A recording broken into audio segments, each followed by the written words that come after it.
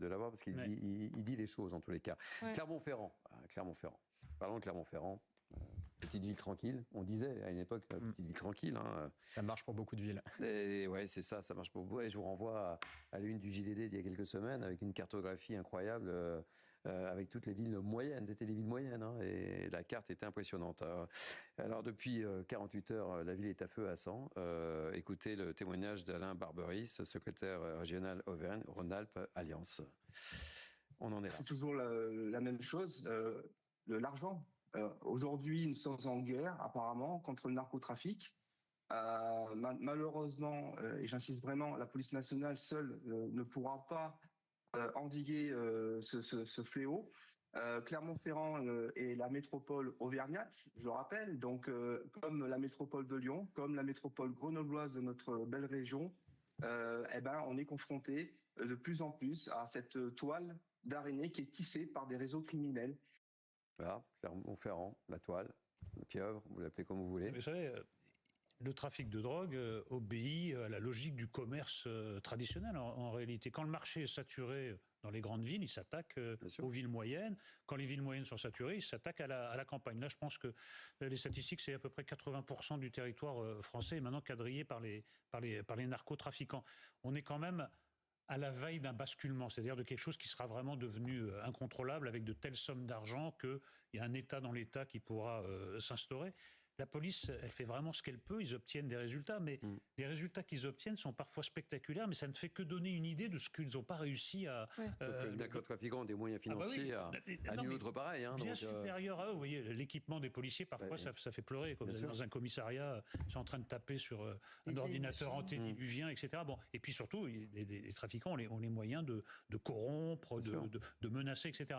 Donc là, écoutez, on est vraiment atteint jusque dans les villes moyennes, jusque dans nos campagnes. Là, moi j'ai toujours l'impression qu'il est minuit, je me demande s'il n'est pas déjà minuit une même. Françoise. Oui, je ne peux pas m'empêcher de faire le rapprochement avec ce qui s'est passé à Clermont-Ferrand, ce dont on parlait il y a quelques jours à propos de Bagnols-sur-Cèze, où les trafiquants proposaient avaient un rôle social dans cette petite commune du Gard. On parlait au fond de mexicanisation, de cartel, de Pablo Escobar, etc. Sauf que la difficulté, c'est que nous, on ne produit pas enfin, à ma connaissance en tout cas, on n'a pas encore de production de hashish local ou d'héroïne ou de cocaïne, donc ce sont des produits qui sont importés. Et moi, la crainte que j'ai, quand je vois tous ces faits divers aujourd'hui, je me dis, pour reprendre un terme marxiste, est-ce qu'un jour on ne va pas arriver à l'union des luttes, c'est-à-dire l'union des luttes entre les narcotrafiquants et les islamistes, les uns ayant l'argent et les autres ayant les kalachnikovs. Et là, on va être dans un système qui va être très très compliqué à contrôler. Alors peut-être qu'on y est déjà, je n'ai pas d'informations particulières, mais c'est vrai qu'on a tendance à penser que la DZ Mafia, c'est un peu ça déjà. Ouais, c'est ça, on y est là. Il y a une convergence très claire entre ces narcotrafiquants, ces cartels, et puis ces mouvements de radicaux qui occupent le terrain et qui proposent, y compris maintenant, leurs services sociaux. Vous avez ça dans le film Les Misérables de Latchley, la banlieue a été désertée par tout le monde. Il reste deux puissances qui organisent un peu. Ce sont les dealers et les intégristes. Et il y en a même un personnage qui cumule les deux, qui est un imam dealer. D'où l'union des luttes. Voilà. Donc, non, mais en fait, il y a un partage de territoire, quoi. Ouais. Il y a une contre-société qui s'organise. On a fait le tour du sujet, à moins que vous vouliez rajouter quelque chose, Paul ou Joachim ? Françoise et Eric ont dit tout le problème.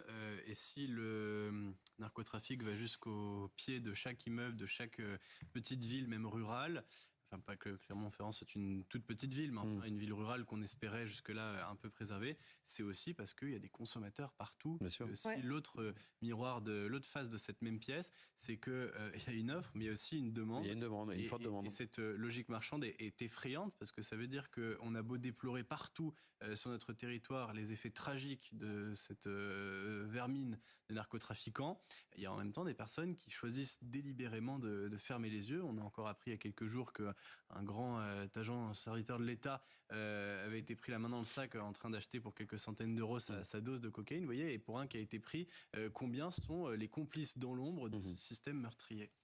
Allez, jour J-1.